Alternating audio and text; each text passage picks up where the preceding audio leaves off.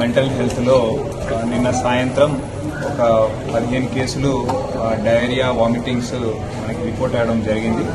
So వెంటనే మన hospital సిబ్బంది అప్రమత్తమై వాళ్ళందరికీ కూడా సింప్టమాటిక్ ట్రీట్మెంట్ ఇచ్చినారు. అయితే ఇవాళ పొద్దున్న 5:30కు ఒక పేషెంట్ కరణ్ అనే అతను ఇక్కడ మనకు అడ్మిట్ అయ్యిండు. అతను మెంటల్ ఇష్యూస్ వల్ల అడ్మిట్ అయిన పేషెంట్ మార్నింగ్ కొంచెం ఎటువంటి చలనం లేకుండా పడిపోయి ఉండడము అక్కడ డ్యూటీ డాక్టర్ అక్కడ నర్సు చూసి ఇమీడియట్గా డ్యూటీ డాక్టర్ అలర్ట్ చేస్తే డ్యూటీ డాక్టర్ వచ్చి ఇమీడియట్గా చెక్ చేసిండ్రు. చేస్తే అతని వైటల్స్ కూడా అప్పటికే ఎటువంటి స్పందన లేకపోయేసరికి అతన్ని సిపిఆర్ ద్వారా కూడా చేయడం జరిగింది. అయినా కూడా అతను రెస్పాండ్ కాలేదు. దాని తర్వాత ఇమీడియట్గా హాస్పిటల్కి షిఫ్ట్ చేసినాం ఉస్మానియాకి. ఈ వాజ్ అప్పటికే చనిపోయినట్లు కూడా నిర్ధారణ చేసిండ్రు. అదేవిధంగా ఇవాళ అదే అబ్జర్వేషన్లో మిగతా హాస్పిటల్లో ఉన్నటువంటి పేషెంట్స్ అందరినీ కూడా పెట్టడం జరిగింది.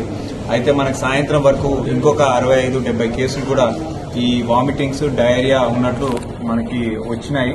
సో